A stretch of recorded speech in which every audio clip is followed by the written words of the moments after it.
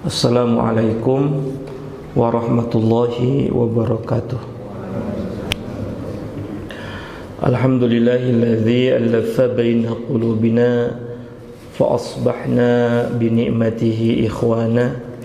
Asyhadu an la ilaha illallah wahdahu la syarikalah wa asyhadu anna Muhammadan abduhu wa rasuluhu alladzi la nabiyya ba'dah. Hadirin ikhwatul iman yang Allah muliakan, alhamdulillah kita bersyukur kepada Allah Subhanahu wa taala dikumpulkan di salah satu rumahnya, dan mudah-mudahan insyaallah kumpulnya kita semua menjadi wasilah turunnya ampunan, turunnya rahmat buat kita insyaallah. Dan mudah-mudahan ini menjadi salah satu sarana buat kita untuk senantiasa mensucikan hati kita. Karena Nabi Sallallahu Alaihi Wasallam ketika diutus oleh Allah, sebagaimana disebutkan di dalam Al-Quran, salah satu apa yang dilakukan oleh Nabi, huwallazi ba'atsa fil ummiyina rasulan minhum yatlu alaihim ayatihi wa yuzakkihim.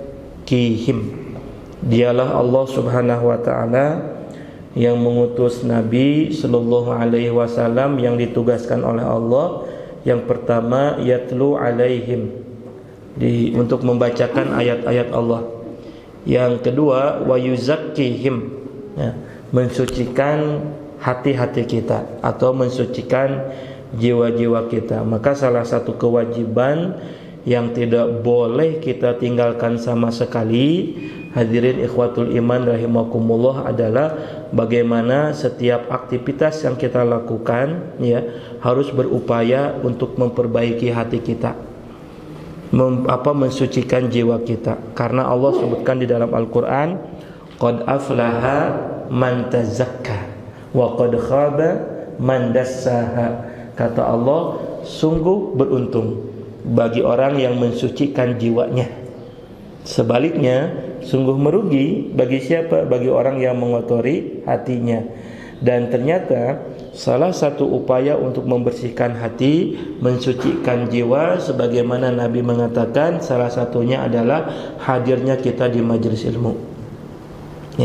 Jadi majelis ilmu itu bukan hanya semata-mata sarana untuk menambahkan knowledge, pengetahuan kita, tetapi harusnya hadirnya kita di majelis ilmu itu di samping pengetahuan kita bertambah, ilmu kita meningkat, tetapi lebih daripada itu hadirnya kita, langkah kaki kita ke majelis ilmu harus menjadikan salah satu sarana untuk mensucikan hati kita atau tazkiyatun nufus.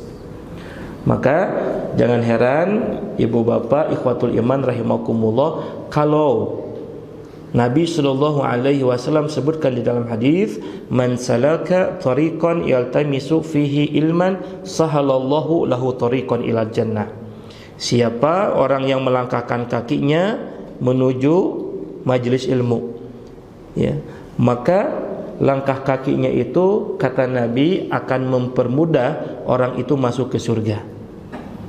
Karena modal surga itu bukan sehat fisik. Orang mendapatkan nikmat surga modalnya bukan banyaknya harta atau karena banyaknya pengetahuan kita, bukan. Tetapi di surga kita bertemu dengan Allah Subhanahu wa taala, maka bekalnya itu adalah hati yang bersih. Betul enggak? Yauma yanfa'u malun wala banun illa man atallah biqalbin salim. Nanti kita akan bertemu dengan Allah. Harta kita mungkin tidak bermanfaat buat kita saat itu yang kita kumpulkan. Anak-anak kita juga boleh jadi, karena Allah sebutkan, jangankan nanti di hari akhirat, datang hari kiamat, yauma yafirrul mar'u min akhi wa ummihi wa abi wa sahibatihi wa bani. Di hari itu maka seorang anak akan meninggalkan orang tuanya, suami akan meninggalkan pasangannya. Itu kata Allah. Kenapa? Likulli imri'in minhum yawma idzin sya'nu yughni. Di hari itu masing-masing manusia yang dipikirkan bukan istrinya, bukan anaknya, bukan orang tuanya, tetapi yang dipikirkan oleh manusia saat itu apa? Urusan dirinya sendiri. Tetapi kata Allah, illa man atallah biqalbin salim. Ya, nanti kita akan bertemu dengan Allah. Ya, salah satu nikmat seorang mukmin di surga itu adalah wujuhu yauma idzin nadhirah ila rabbiha nadhirah. Wajah mereka berseri-seri. Kenapa? Karena mereka bisa melihat Allah tanpa ada hijab sedikit pun. Kenapa bisa begitu? Ya, salah satunya modalnya adalah biqalbin salim. Dan tadi Nabi mengatakan orang berada di majelis ilmu itu sebab seseorang dimudahkan oleh Allah masuk surga. Sementara bekal surga itu bukan harta yang kita kumpulkan saat ini, bukan kepintaran kita. Illa man atallah biqalbin salim, hati yang bersih. Oleh karenanya manusia itu sesungguhnya berada dalam dua keadaan. Manusia, ya kita semua sesungguhnya berada dalam dua kondisi. Kondisi yang pertama disebutkan ghalabat basyariyatuhum wa ala ruhaniyatuhum. Jadi kondisi manusia yang pertama adalah di mana manusia itu kondisi basyariahnya itu lebih dominan ketimbang ruhaninya. Aspek basyariahnya, aspek kemanusiaannya itu jauh lebih dominan ketimbang aspek ruhaninya. Manusia yang seperti ini sehari-harinya yang dipikirkan adalah sesuatu yang zahir, yang nampak. Bagaimana memikirkan makan perutnya, bagaimana memikirkan jasmaninya, memikirkan hartanya. Nah, orang yang seperti ini yang sehari-harinya senantiasa ya yang dipikirkan adalah sesuatu yang sifatnya seperti itu, maka ketahuilah hadirin ikhwatul iman rahimakumullah, maka manusia yang seperti itu ghalabat basyariyatuhum wa ala ruhaniyatuhum. Basyariahnya lebih dominan Pak ketimbang ruhaninya. Kalau basyariahnya itu lebih dominan ketimbang ruhaninya, maka apa yang terjadi? Allah sebutkan di dalam Al-Quran, kal an'am balhum adall. Mereka itu lebih hina daripada binatang ternak sekalipun. Lebih hina daripada binatang ternak sekalipun. Siapa mereka? Mereka yang hidupnya itu hanya memikirkan basyariah. Ruhaninya enggak pernah dipikirkan. Karena ruhani itu berbicara dengan hati. Modalnya itu adalah qalb. Ya. Dan yang kedua, hadirin ikhwatul iman rahimakumullah, kondisi keadaan manusia itu ghalabat ruhaniyatuhum wa ala basyariyatuhum. Yang ruhaninya itu lebih dominan ketimbang basyariahnya. Itu. Ya. Jadi yang dipikirkan itu melampaui batas yang dia lihat. Ya, yang dipikirkan sehari-harinya bukan hanya mikirkan bagaimana perutnya kenyang, ya, bagaimana kemudian berlomba-lomba untuk mengejar hartanya, tetapi orang yang seperti ini memikirkan kehidupan akhiratnya. Allah Subhanahu wa taala sebutkan di dalam Al-Qur'an surat Ar-Rum ayat yang ke-7.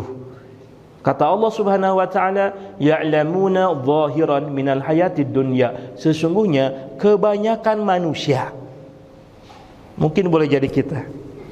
Kata Allah, kebanyakan manusia itu ya'lamuna zahiran minal hayatid dunya, hanya mengetahui yang zahir dari kehidupan dunia.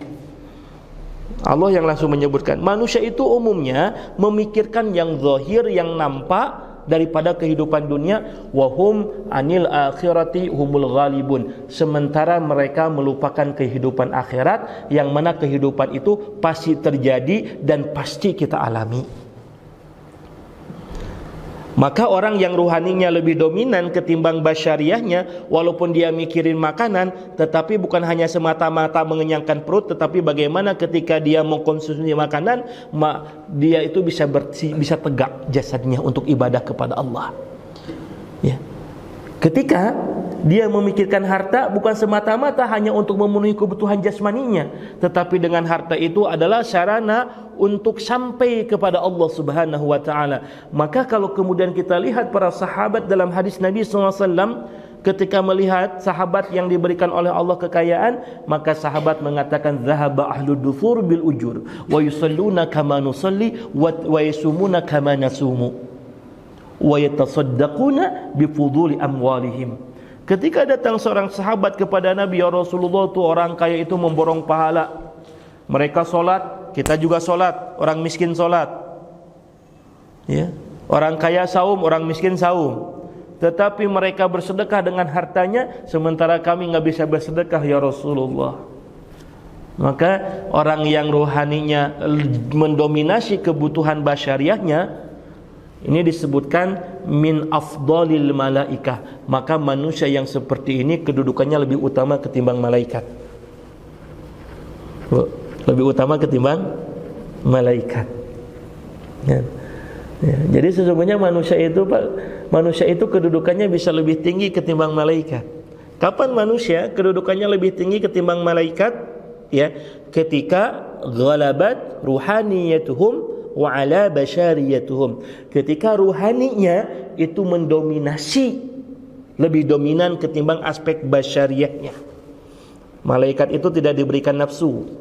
Wajar kalau Allah sebutkan dalam Al-Quran, la yasuna ma'amarahullah, malaikat tidak pernah bermaksiat sedikit pun kepada Allah karena tidak ada nafsu.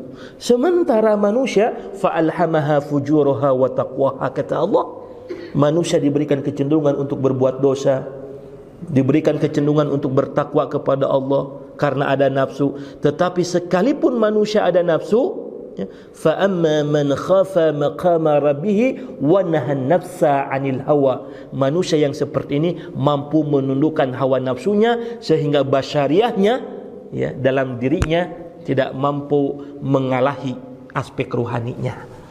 Makanya ibu bapak sekalian, jangan kita lupakan aspek ini, ya. Kita ibadah, kita datang ke majelis ilmu, itu aspek ruhani, ya. Maka kata Imam Ibnu Qayyim Az-Zawjiyah disebutkan, kalau manusia itu memiliki aspek rohani yang sehat, ya, maka ketika manusia, kita orang-orang yang beriman melakukan sesuatu, ya, pasti sesuatu itu akan bernilai ibadah di sisi Allah. Saya ulangi, ya, tidak semua kebaikan yang kita lakukan bisa bernilai ibadah, ya. Tidak semua apa yang kita lakukan menjadi nilai ibadah di sisi Allah Subhanahu wa taala, ya.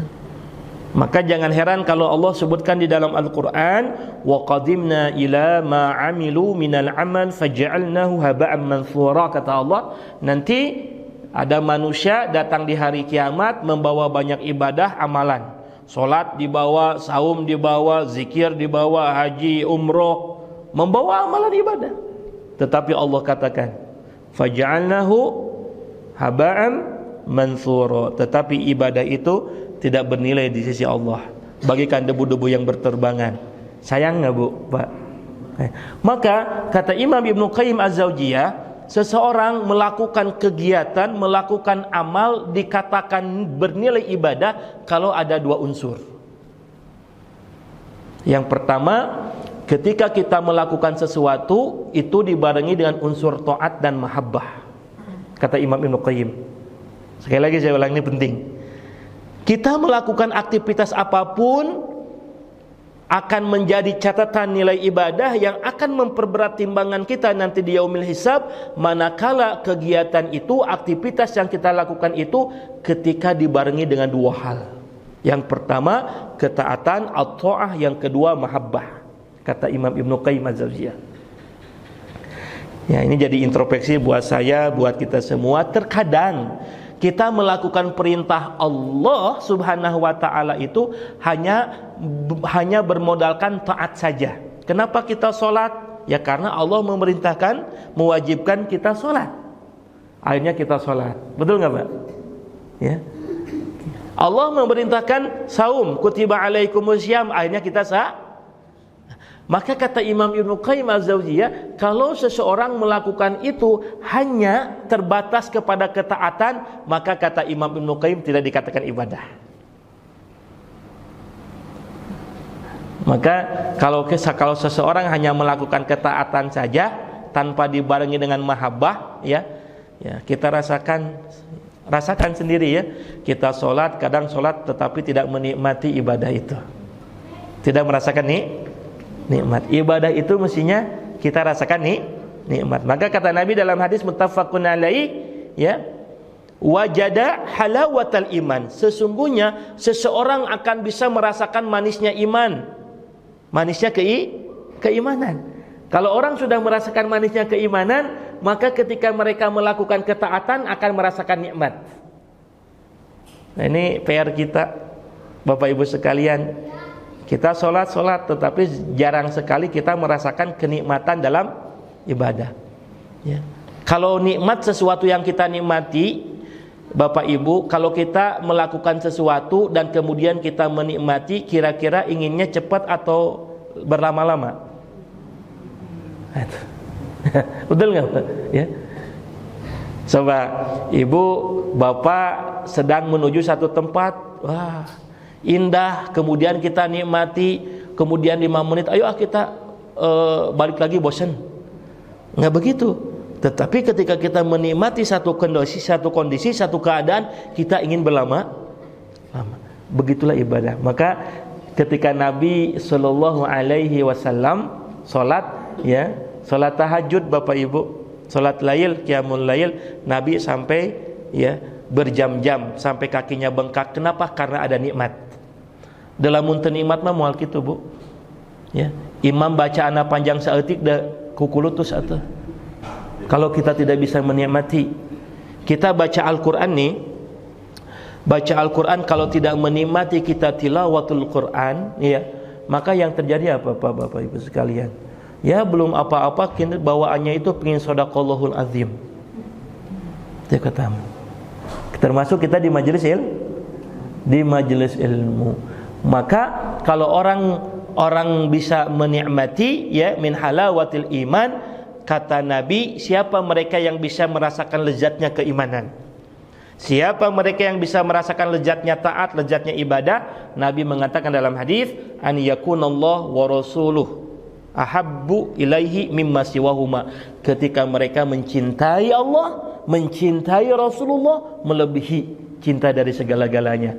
Maka Bapak Ibu sekalian, kalau kita lihat hadis ini, kata para ulama, yang bisa merasakan, yang bisa mendapatkan kenikmatan ketika kita taat kepada Allah apa? Mahabbah, kecintaan kepada Allah, ya. Zikir kita bernilai ibadah, termasuk duduknya kita di majelis ilmu bernilai ibadah, bukan hanya semata-mata taat, tetapi mesti dibarengi dengan mahabbah. Agar apa? Agar ada kenikmatan dalam ibadah, ya. Bukan hanya semata-mata taat, atau juga bukan hanya mengandalkan mahabbah, tidak cukup dengan cinta. Maka Allah sebutkan di dalam Al-Quran, in kuntum tuhibbunallah fattabi'uni. Jika kalian mencintai Allah, fattabi'uni, maka ikuti aku. Jadi tidak hanya cinta, taat. Maka dua hal ini harus ada pada diri kita, antara taat dengan mahabbah. Kenapa? Karena taat, mahabbah itu akan melahirkan zauqut ta'ah, zauqul ibadah. Bagaimana kita merasakan nikmatnya ibadah dan nikmatnya taat kepada Allah Subhanahu wa ta'ala. Maka mudah-mudahan hadirin ikhwatul iman rahimakumullah, ya, kita sedikit-sedikit nih, ya, karena ini penting bagi kita, ya, hal yang mungkin kita sering kali lupakan, ya. Saya yakinlah di antara kita ini, jangankan yang fardu, yang sunnah juga kadang kita lakukan. Tetapi masalahnya bagi kita ketika kita beribadah, sering kali, ya, kita tidak merasakan nikmatnya kita dalam beramal, nikmatnya kita dalam beribadah kepada Allah Subhanahu wa ta'ala. Oleh karenanya Nabi Sallallahu Alaihi Wasallam diutus oleh Allah, salah satu tugasnya apa? Wa yuzakkihim. Semua ulama sepakat. Apa makna wa yuzakkihim? Mensucikan hatinya kaum muslimin, mensucikan hati orang-orang yang beriman. Karena oleh karenanya dalam aspek apapun pasti nilainya nilai ini, nilai wa yuzakkihim. Nah, karena ini masih di bulan Maulid, ya, bulan Rabiul Awal, di mana Nabi SAW dilahirkan, saya ingin pada kesempatan yang singkat ini, saya ingin mengambil satu model saja, contoh saja dari Nabi Sallallahu Alaihi Wasallam, ya, yang mana Nabi itu dalam semua aspek, ya, semua aspek, karena Nabi itu contoh dari banyak hal. Nabi contoh dalam rumah tangga sebagai imam, pemimpin gitu kan dalam rumah tangga. Nabi SAW contoh dalam masalah ibadah ketaatan. Maka hadirin ikhwatul iman rahimakumullah, pada kesempatan ini saya ingin sedikit mengangkat masalah contoh ya dari Nabi SAW dari hal kepemimpinan. Jadi ya kalau kita mendengar kepemimpinan, Ustaz terlalu jauh. Enggak. Kita ini pemimpin Bapak Ibu sekalian. Kata Nabi dalam hadis, kullukum ra'in wa kullukum mas'ulin an ra'iyatihi. Setiap kalian itu pemimpin. Setiap kita ini pemimpin, dan kalian itu pemimpin dari hal yang terkecil. Maka suami pemimpin dalam rumah tangganya. Mungkin di sini juga ada yang pemimpin di perusahaan, ada pemimpin yang di DKM. Ya. Maka spirit ini juga yang harus kita contoh dari Nabi SAW. Seorang ibu memimpin anak-anaknya, betul nggak Bu? Ya. Ibu sekalian, ya. Maka kalau kemudian kita mengambil ketauladanan dari Nabi SAW yang dibungkus dengan nilai-nilai ruhani, maka insya Allah, ya, seorang suami, ya, dia akan menjadi pemimpin yang Allah Subhanahu Wa Taala ilhamkan hatinya bersih. Begitu seorang ibu. Maka disebutkan dalam Islam itu wanita-wanita yang belajar dari Nabi, contoh Nabi SAW akan menjadi wanita yang tohiroh, wanita yang suci. Jadi Bapak Ibu, ada suci, ada apa? Kalau belum punten, jadi lupa. Kalau belum dijamah itu apa namanya? Perawan. Ya, ada perawan, ada suci. Ya, apa bedanya perawan dengan tohiroh Bapak Ibu sekalian? Jawab Ibu, diam terus. Sama aja. Beda Bu. Beda Bapak Ibu sekalian antara tohiroh dengan perawan. Kalau tohiroh itu walaupun dia tidak perawan, tetapi ya karena menjaga kehormatannya disebut orang yang tohiroh. Makanya Khadijah radhiyallahu anha ketika dinikahi oleh Nabi SAW, padahal kondisinya janda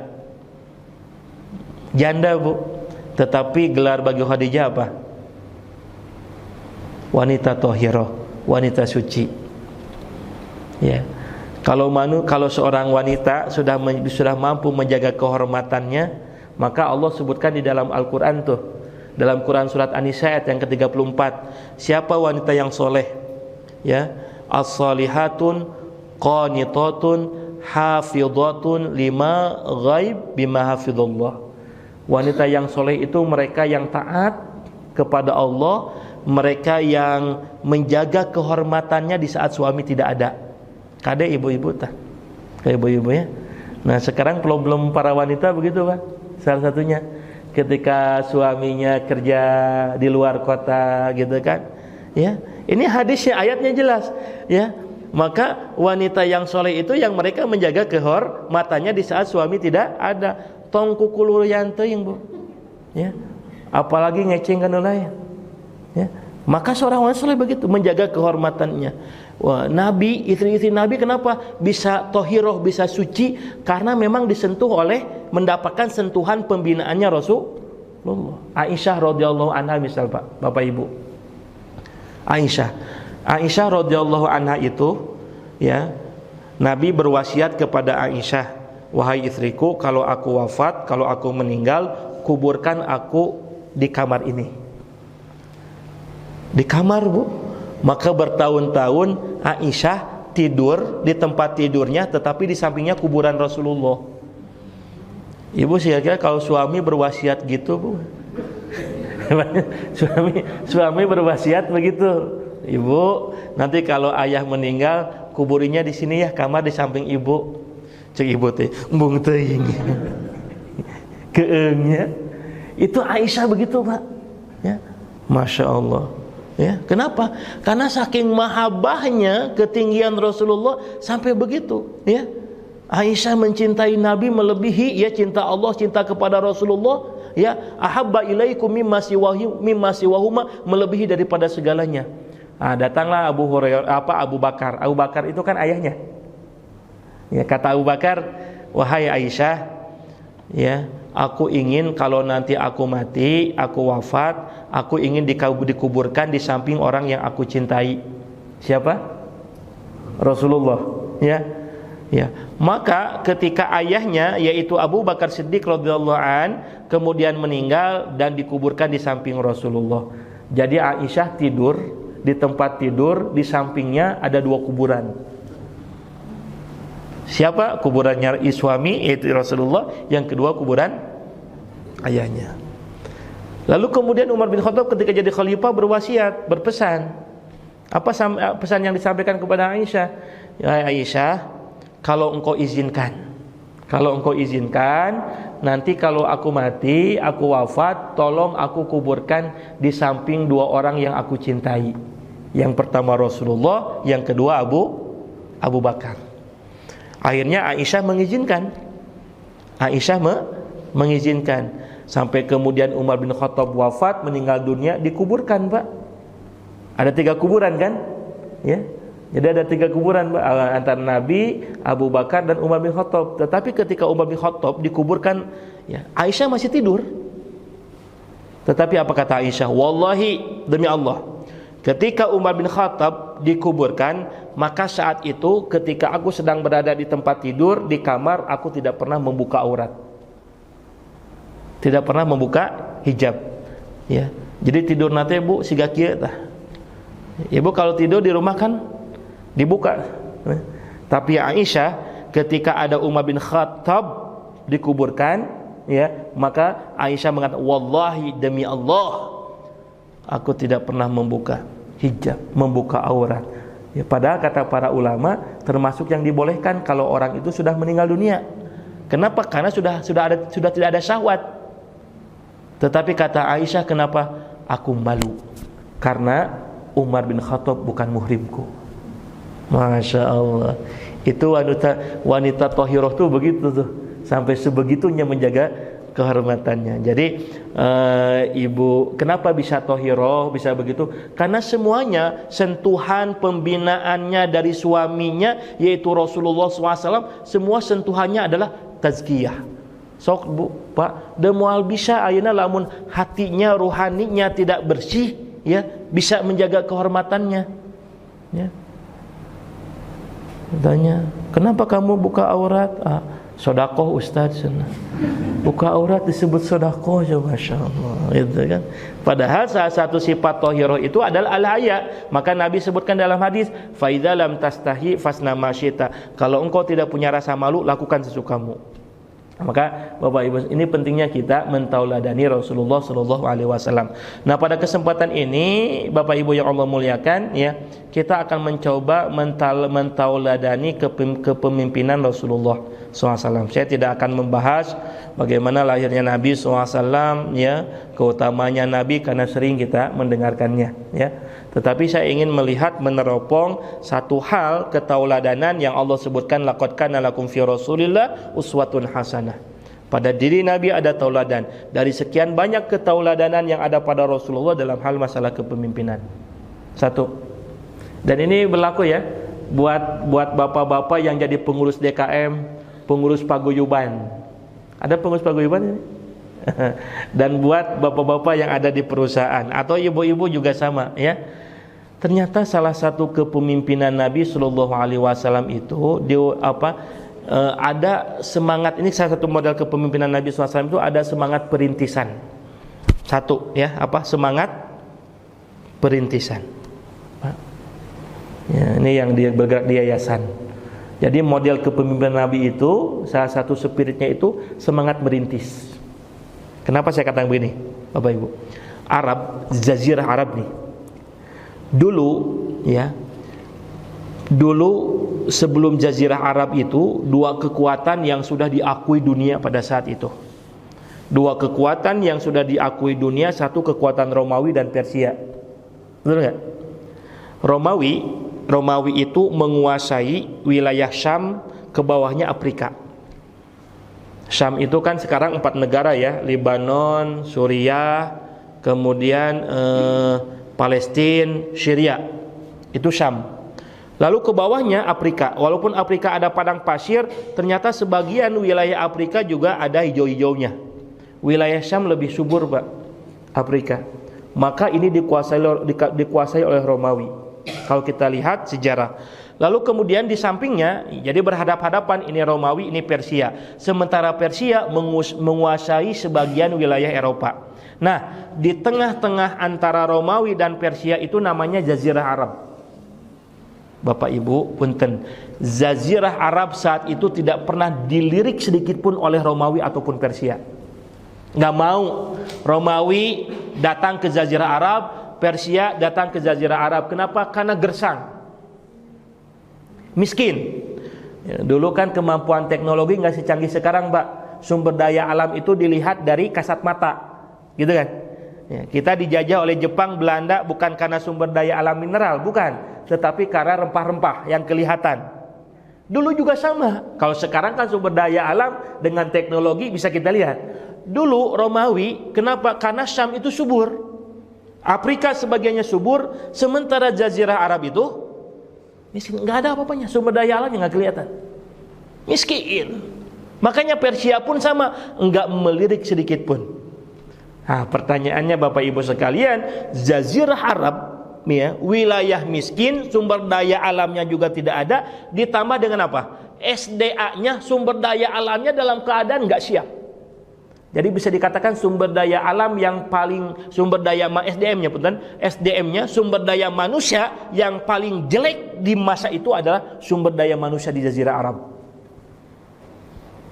Makanya kenapa disebut masyarakat jahiliyah? Ini termarginalkan, orang lain sudah maju, Romawi berkembang sisi manajerial, kepemimpinan, begitu juga Persia ada kerajaannya. Jazirah Arab, boro-boro ada kerajaan, antara suku dengan suku berantem, Mbak. Disebutkan dalam salah satu riwayat, ketika ada satu kabilah berpacu, ya, berlomba pacuan kuda, ketika kalah maka yang menang menyampaikan syair, dan syair itu memperolok-olok yang kalah, maka saat itu terjadi peperangan. Jadi sumber daya manusia di Jazirah Arab paling buruk di zamannya. Dalam kondisi wilayah yang miskin, sumber daya manusia yang tidak siap, maka Allah utus seorang nabi. Nabinya yang gimana? Yang ummi, yang buta huruf. Coba ingat. Tadi Allah sebutkan dalam Al-Quran, huwallazi ba'atsa fil ummiyina, dialah Allah yang telah mengutus seorang nabi yang buta huruf. Kenapa? Karena memang kondisi SDM-nya kayak begitu. Ya. Jadi cukuplah sumber daya yang buta huruf, nggak punya apa-apa. Ya. Itu bahasa. Tetapi karena tadi, ya, Nabi Sallallahu Alaihi Wasallam, ya, ada contoh kepemimpinan bagaimana Nabi ketika diutus oleh Allah menjadi seorang Rasul, maka bertahun-tahun Nabi berdakwah Jazirah Arab, ya, tempat miskin yang tidak pernah dilirik oleh bangsa yang lain. Apa yang terjadi saat itu? Jazirah Arab bisa menguasai Romawi dan Persia. Romawi dan Persia takluk oleh Nabi yang dulu SDM-nya dalam keadaan nggak siap, kemudian sumber daya alamnya tidak punya apa-apa, miskin, tetapi Nabi Sallallahu Alaihi Wasallam mampu membalikkan kondisi itu. Kenapa? Karena semangat Nabi merintis, semangat perintisan. Itu yang pertama. Jadi Bapak Ibu sekalian, DKM juga begitu harusnya tuh, ya. Dalam lembaga apapun harus punya semangat perintisan, ya. Ya. Saya punya teman berapa pekan kemarin itu, ya, menyampaikan dia mengelola karena punya semangat perintisan, ya, dia orang Bandung, seorang dokter, dia mengelola lembaga, ada 12 lembaga, dan berkiprah, dia berpikir nggak mau dia memberikan bantuan-bantuan di kota, tapi bantuannya di NTT, gitu kan? Karena ketika melihat NTT begini gitu kan, akhirnya dia memikir, orang Bandung padahal, ya, berapa puluh M atau berapa ratus M, ya, dana yang sudah disampaikan untuk dakwah di NTT. Semangat perintisan dari Nabi Sallallahu Alaihi Wasallam. Satu, ya, karena waktunya juga terbatas dan kebetulan saya nggak bisa melanjutkan kalau sampai pada Isya. Yang kedua, ya, semangat keteladanan kepemimpinan dari Nabi Sallallahu Alaihi Wasallam, ya. Yang kedua itu adalah ini akomodatif. Nabi itu seorang pemimpin tapi mampu mengakomodir, tidak merasa panghebatnya. Kenapa begitu? Lihat bagaimana ketika Nabi SAW dalam perang Badar. Ketika Nabi berhenti di salah satu tempat, di sana ada sumber air. Maka kemudian ada salah seorang sahabat namanya Khabbab bin Munzir. Kata Khabbab bin Munzir, "Ya Rasulullah, apakah kita berhenti ini di tempat ini perintah Allah atau semata-mata karena ide darimu?" Maka kata Nabi SAW, bukan, ini bukan perintah Allah, bukan wahyu, tetapi ini ide gagasan dari aku. Maka kata Khabbab bin Munzir, kalau begitu ya Rasulullah, kita berhenti jangan di tempat ini. Kita berhenti di tempat yang dekat dengan musuh, yang ada sumber airnya, lalu kemudian kita tutup sumber air yang ada di belakang supaya musuh tidak kebagian air. Akhirnya diikuti nggak sama Nabi? Diikuti. Maka jiwa kepemimpinan itu nggak boleh, Pak, nggak boleh. Kita merasa harus paling benar, harus mampu mengakomodir. Ini cocok kan Pak ya buat pengurus DKM, buat pengurus, buat usaha gitu kan, ya. Termasuk kita juga di rumah, ya. Jangan seenaknya, harus mampu mengakomodir, ya. Jangan semata-mata kita nuntut terus gitu kan. Ya, jadi kalau rumah tangga ya didominasi dengan sifat otoriter, nggak betah Bu. Kalau nggak betah nggak sakinah. Makanya banyak suami yang betahnya di luar rumah. Ketika tanya, "Ustaz, kalau di dalam rumah setiap malam dengan ceramah terusnya." Ceramahin rupanya sama istrinya, gitu kan? Bapak sekalian, maka sifat Nabi mengakomodir, ya. Dan ini juga pernah terjadi ketika Nabi dalam Sulh Hudaybiyah. Perjanjian Hudaybiyah yang tadinya mau umroh tetapi umrohnya dibatalin. Maka kata Nabi, bayar dam dan tahalul. 3 kali Nabi menyampaikan kepada para sahabatnya, tahalul, cukur rambut, kita balik lagi. Akhirnya para sahabat nggak mau dengar. Ketika Nabi masuk ke tenda, mukanya muram karena nggak didengar sama sahabat. Ummu Salamah istrinya Nabi mengatakan, "Ya Rasulullah, kalau begitu engkau keluar tenda, engkau contohkan langsung." Maka Nabi keluar tenda, Nabi kemudian mencukur rambut. Maka saat itu diikuti. Inilah mengakomodir Nabi SAW. Ya, nggak apa-apa, nanti kita selang sedikit ya, biar tuntas Bapak Ibu sekalian ya. Adzan berhenti saja, kita terus lanjutkan sebentar. Yang ketiga, ya, itu jiwa yang kedua apa Bu? Yang ketiga, empowering, pemberdayaan. Itu semua ada tuh. Bayangkan Ibu, seorang Bilal bin Rabah, Bapak Ibu sekalian, seorang Bilal bin Rabah ya, berkulit hitam, seorang budak. Tetapi karena dibina oleh Nabi SAW, berinteraksi dengan Nabi SAW, apa yang terjadi? Seorang budak, seorang hamba sahaya berubah menjadi seorang gubernur. Itu kejeliannya Nabi SAW, karena Nabi mampu melakukan empowering, pemberdayaan, ya. Nah, yang terakhir memang Nabi itu model. Nabi ini model. Saya ingin sampaikan pesan ini karena sekarang eranya era politik, ya. Nabi itu model, contoh tauladan, ya, seorang pemimpin yang sangat mencintai rakyatnya. Dan itu disebutkan dalam hadis riwayat Imam Bukhari. Ketika Nabi dalam perang Khandaq atau perang Ahzab, Bapak Ibu sekalian, perang Ahzab itu kaum muslimin melawan 10.000 pasukan kafir Quraisy. Dan saat itu kaum muslimin menggali parit.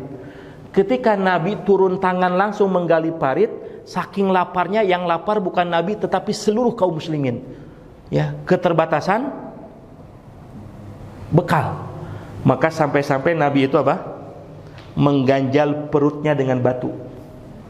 Ketika Nabi membelah batu besar, ada sahabat Nabi namanya Abu Thalha melihat dari perut Nabi keluar batu, maka ibanya muncul. Ini kayaknya Nabi lapar.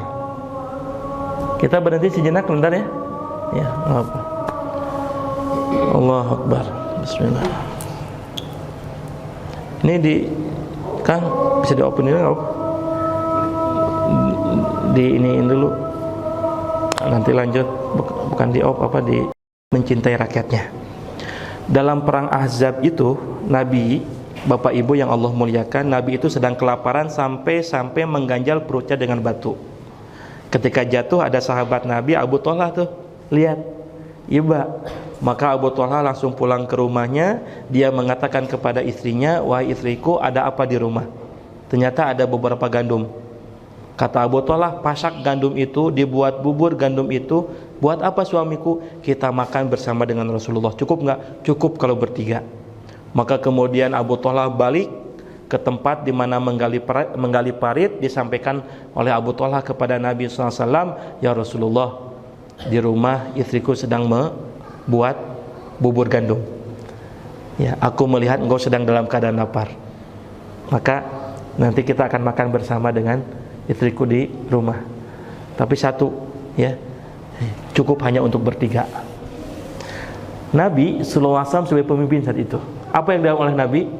Nabi mengatakan, "Ya ma'syarul muslimin, wahai kaum muslimin, sebentar lagi kita akan makan di rumahnya Abu Thalhah." Bagaimana cemasnya Abu Thalhah saat itu. Paniknya luar biasa. Dalam kitab tarikh disebutkan kepanikan Abu Thalhah. Ini disebutkan dalam hadis riwayat Imam Bukhari, hadisnya sahih. Panik Abu Thalhah sampai kemudian dia balik ke rumahnya, "Wahai istriku, wahai istriku, kenapa wahai suamiku? Kenapanya engkau sangat cemas sekali?" Kata suaminya Abu Thalhah, "Wahai istriku, Rasulullah, ada apa dengan Rasulullah? Rasulullah menyampaikan kepada kaum muslimin untuk makan di rumah kita." Istrinya saat itu ikut cemas, Pak. Malunya luar biasa. Sampai kemudian mondar-mandir Abu Thalhah, kecemasannya Abu Thalhah kelihatan sama Nabi SAW. "Wahai Abu Thalhah, kenapa?" Maka Abu Thalhah jujur, "Wahai Rasulullah, aku ini masak hanya cukup untuk bertiga. Tetapi kenapa engkau sampaikan kepada yang lainnya?" Maka kata Nabi sambil menenangkan, "Wahai Abu Thalhah, kalau begitu, yuk kita ke rumahmu." Istrinya udah ngumpet di bawah kasur, udah malunya. Akhirnya apa? Nabi SAW yang membuat bubur gandum itu, setelah beres dibuat oleh Nabi SAW, maka kemudian Nabi sampaikan kepada Abu Thalhah, "Wahai Abu Thalhah, panggil kaum muslimin." Beri cemas tadi, dipanggil kaum muslimin, berjajar kaum muslimin. Lalu kemudian Nabi SAW membagikan bubur itu kepada seluruh kaum muslimin sampai kebagian semua. Bahkan Nabi mengatakan, "Wahai kaum muslimin, apakah di antara kalian masih ada yang lapar?" Maka kaum muslimin mengatakan, "Syabi'na ya Rasulullah, syabi'na, kami kenyang ya Rasulullah." Maka semua balik lagi ke tempat parit, ya, di mana mereka menggali. Lalu kemudian setelah kenyang balik, Abu Thalhah dipanggil, "Ya Abu Thalhah, bukannya tadi kamu ingin mengajak makan bersamaku? Yuk kita makan." Dan ternyata buburnya masih utuh. Ini salah satu mujizatnya Rasulullah. Tapi ada hikmah di balik itu, Pak. Bukan mujizatnya, tapi bagaimana cintanya Nabi kepada umatnya. Kita kalau punya pemimpin begitu, Pak, Masya Allah. Maka dalam hadis riwayat Imam Muslim disebutkan, "Khiyaru a'immatukum", sebaik-baik pemimpin. Apa kata Nabi SAW? Sebaik-baik pemimpin itu adalah, ya, wa tuhibbunahum wa yuhibbunakum. Sebaik-baik pemimpin adalah pemimpin yang sangat mencintai rakyatnya dan rakyatnya mencintai para pemimpinnya. Wa tusalluna alaihim wa yusalluna alaikum, kata Nabi. Dan pemimpin yang terbaik itu adalah pemimpin yang senantiasa mendoakan rakyatnya dan rakyatnya pun mendoakan para pemimpinnya. Wa syiraru a'immatukum, kata Nabi, dan seburuk-buruk pemimpin itu adalah watal anuna alaihim wa yal'anuna alaikum. Seburuk-buruk pemimpin adalah pemimpin yang seringkali melaknat rakyatnya dan rakyatnya seringkali melaknat para pemimpinnya. Nah, ini terjadi lagi. Bapak Ibu sekalian, mudah-mudahan ya, sebentar lagi kan kita masa politik, Bu, ya. Ya, pemilihan presiden, ya. Mudah-mudahan ya, wakil rakyat. Mudah-mudahan pemimpin kita ini pemimpin yang mencintai rakyatnya. Amin ya rabbal alamin. Dan kemudian rakyatnya yang mencintai pemimpinnya. Pemimpin yang mendoakan rakyatnya, rakyatnya mendoakan para pemimpin. Kalau begitu senangnya luar biasa. Dan itu terjadi pada masa kepemimpinan Nabi, kemudian Khalifatul Rasyidin, sampai kepada Bani Umayyah, Bani Abbasiyah. Bani Umayyah itu, Muawiyah, pernah menjadi gubernur 20 tahun, presiden 20 tahun, Bapak Ibu sekalian, 40 tahun. Ketika mau lengser karena usia sudah tua, apa komentar rakyat yang dipimpinnya? Ya. Kata rakyatnya, enggak usah diganti. Ya. Enggak usah diganti karena kami merasakan keadilan, merasakan rahmat, kasih sayangnya pada pemimpin. kami sejahtera, gitu kan. Maka para pemimpin nggak usah diganti, kita mah pengen cepet-cepet ganti. Bosan kadang begitu gitu. Ya, maka Bapak Ibu sekalian, kenapa bisa begitu dicintai rakyatnya? Karena memang menjadi model, ya. Nah, Bapak Ibu sekalian, sekali lagi ya, ini beberapa model kepemimpinan yang ada pada diri Nabi Sallallahu Alaihi Wasallam yang mudah-mudahan kita bisa tiru. Maka Nabi itu dakwahnya bukan 23 tahun, Bapak Ibu. Nabi itu 40 tahun diangkat oleh Allah menjadi seorang Rasul. 40 tahun itu masa di mana Nabi membuat kesan. Nggak pernah. Makanya Nabi itu nggak sampai mengatakan begini, hey, aku ini seorang Nabi Rasul Al-Amin, aku ini dipercaya. Enggak. Siapa yang memberikan gelar Al-Amin? Siapa yang membranding Nabi Al-Amin? Orang-orang musyrikin Quraisy, Pak, mengatakan Nabi itu Al-Amin. Maka ketika 40 tahun Nabi membangun kesan, 23 tahun Nabi baru menyampaikan pesan. Kalau kesannya sudah terbangun, maka pesannya bisa mudah diterima. Ya, jadi kita juga sama Bapak Ibu sekalian, orang tua. Ya, di dalam rumah tangga kita juga pemimpin. Kalau kita tidak punya kesan, ya, ibu juga tidak punya kesan di anak-anak kita, maka bisa jadi pesan yang disampaikan pun tidak bisa direspon. Ya, nggak begitu berpengaruh pesan-pesan kita. Tapi kalau kita punya kesan, bapak jadi contoh, ibu jadi contoh dalam rumah tangga, ketika menyampaikan pesan, sedikit pesan itu, maka insya Allah pesan itu akan sampai kepada orang yang kita pimpin dalam rumah tangga.